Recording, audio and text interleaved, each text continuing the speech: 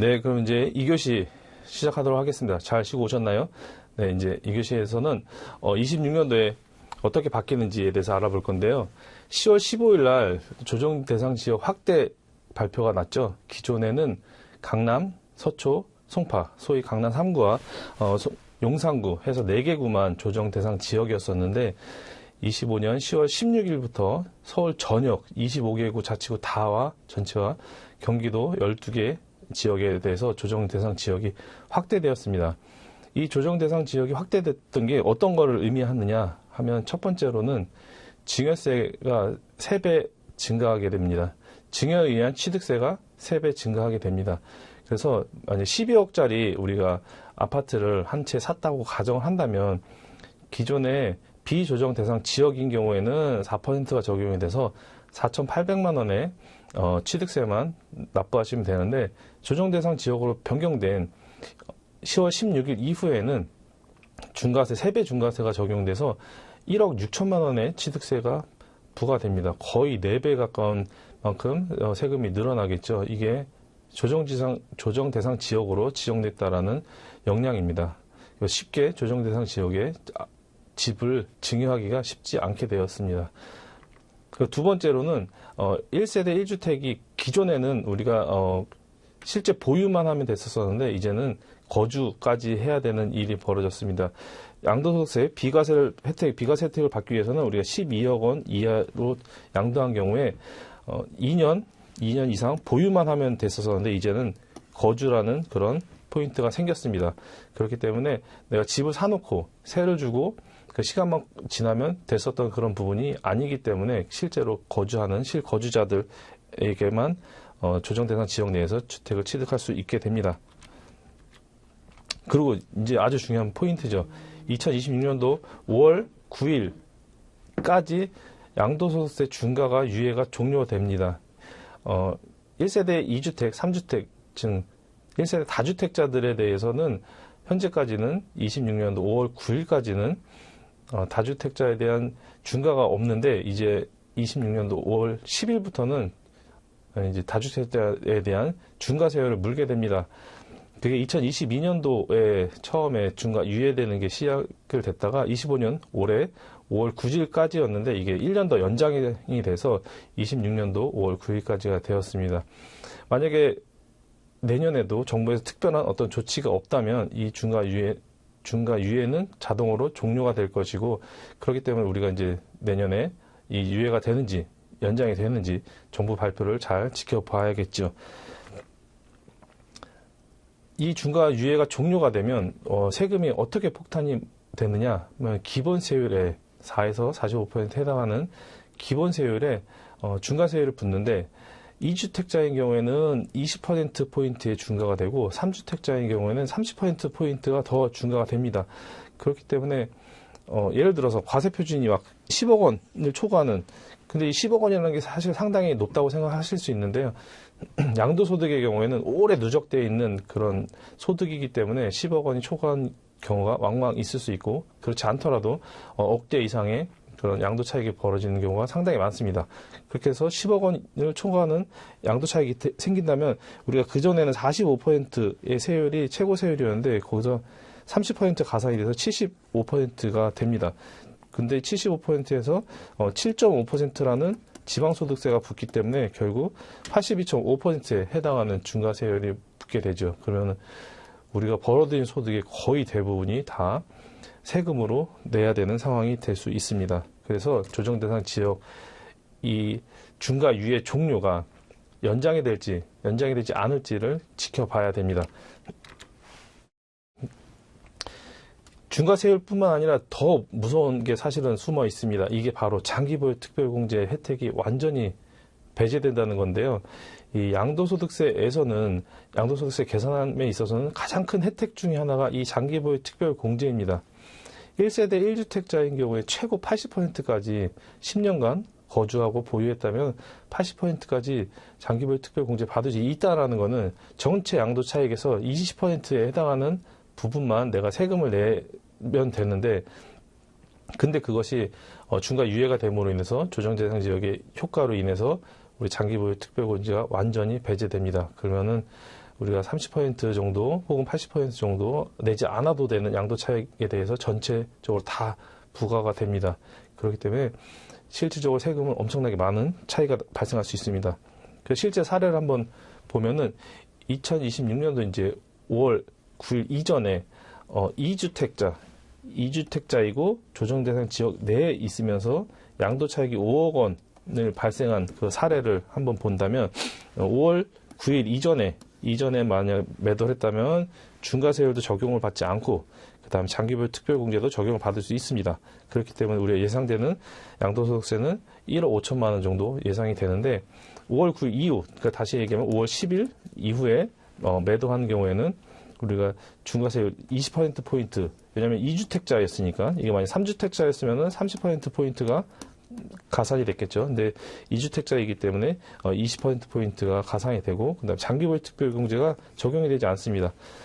그래서 예상하는 세금은 3억 8천만 원 정도 됩니다. 똑같은데 하루 차이 때문에 세금을 2.5배 이상 내야 된다는 게 이게 중과 유예가 종료된다는 엄청나게 큰 영향이죠.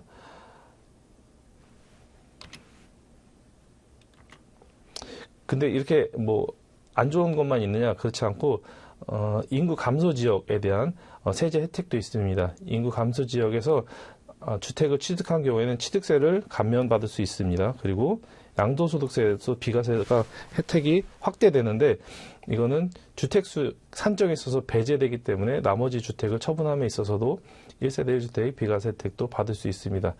지역에 따라서 어느 지역은 인구가 너무 소멸돼서 주택이 잘 거래가 되지 않기 때문에 이런 세제 혜택을 또 만들어줬습니다. 그 인구 감소 지역이 어디 있는지 한번 살펴보면 부산에도 세 군데나 있고 대구에도 세 군데나 있고 뭐 인천, 경기 각 전국적으로 나눠서 이렇게 총 89개 정도가 지정되어 있습니다. 행정안전부 고시에 따라서 확인해 볼 수가 있습니다. 이 지역에 투자 목적으로 뭐 주택을 잘 활용하실 수도 있겠죠. 절세 효과가 크기 때문에.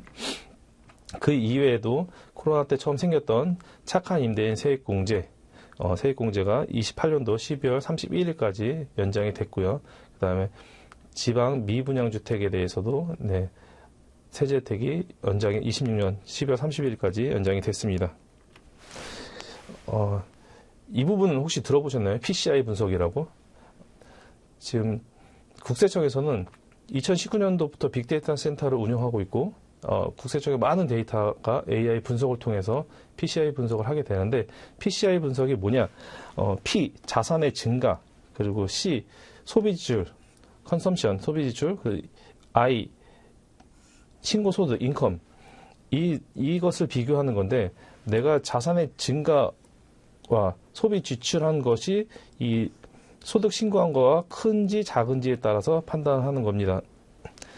지출과 자산 증가 항목에서는 당연히 부동산 취득에 대한 것들이 있을 거고 그리고 자동차 회원권 같은 취득한 것이 있을 거고 그 다음에 뭐 주식 매입 이런 것뿐만 아니라 내가 사용한 거 신용카드, 현금 영수증, 그 해외에서 사용한 이 해외 쓴 금액들 그 자산의 증가와 프로퍼티의 증가와 소비 지출 컨섬션의 합계가 내 신고소득, 근로소득이냐 사업소득이냐 자산소득이냐 혹은 증여 상속받은 거냐 아니면 또 내가 갖고 있었던 걸 처분해서 양도소득을 통해서 벌어들인 것이냐에 따라서 어떤 것이 더 크냐에 따른 거죠. 내가 예를 들어서 1년간 신고를 이런 재산 전체를 내가 한 2억 원 정도를 신고를 했다. 근데 나는 소비를 연간 1억 원 정도 소비를 했고 근데 집을 한 3억 원짜리 사게 됐다.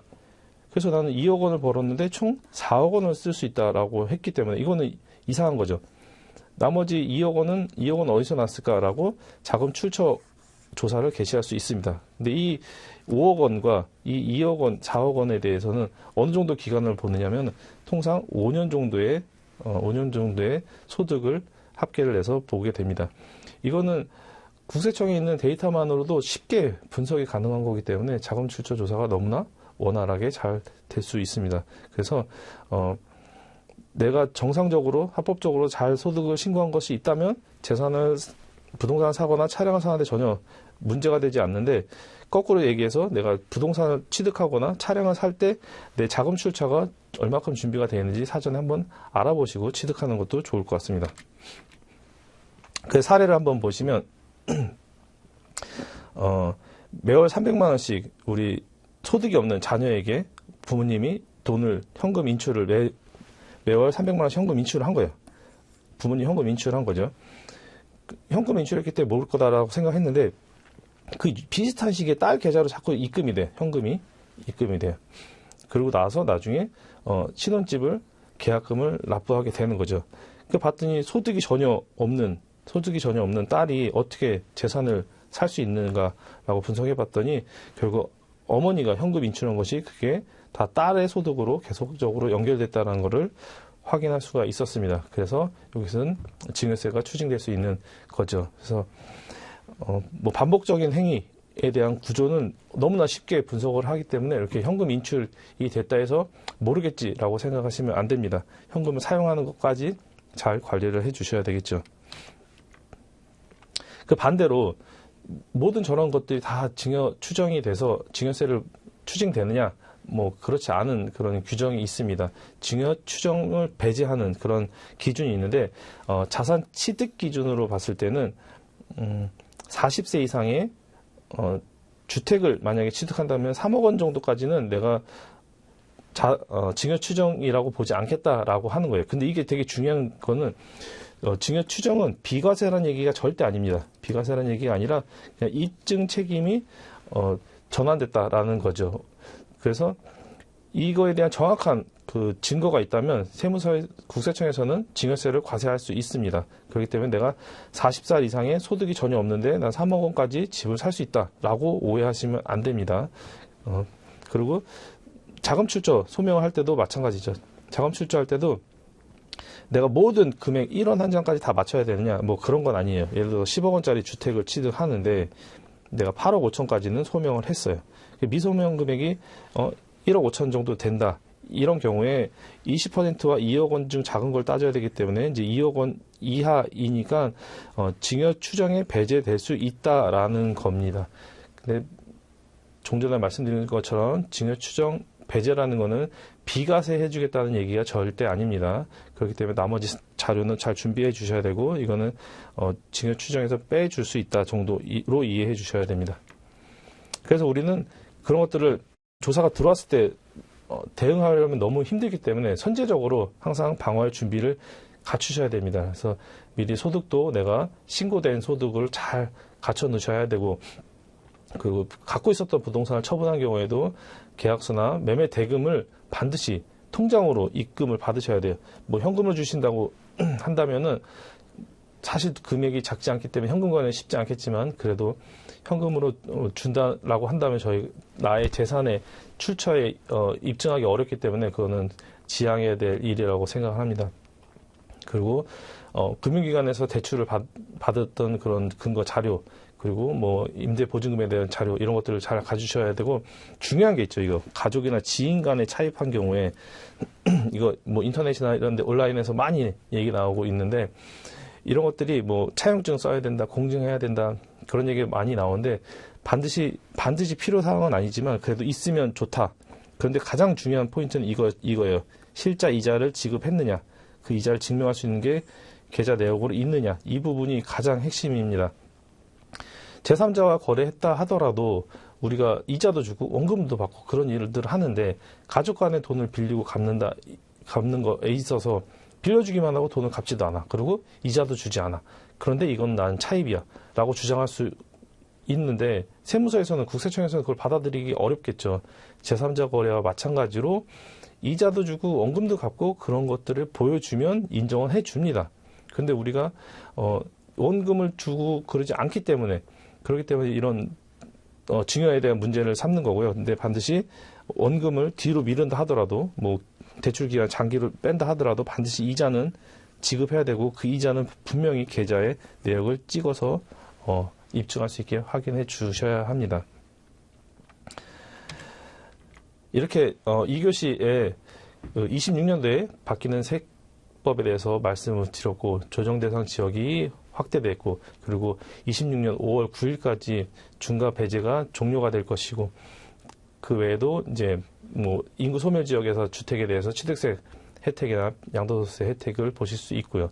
그리고 마지막으로 PCI 분석, 우리 부동산이나 재산을 사실 때 반드시 나의 소득과 지출을 같이 연계해서 판단해 보시는 PCI 분석을 했고, 그 다음에 증여 추정 배제에 대해서도 말씀을 드렸습니다. 우리 이제 3교시에 가서는 국세청이 알려주는 세금 폭탄 사례에 대해서 케이스 스터디를 해볼 예정입니다. 잠시 쉬었다가 또 다시 3교시에 만나도록 하겠습니다. 감사합니다.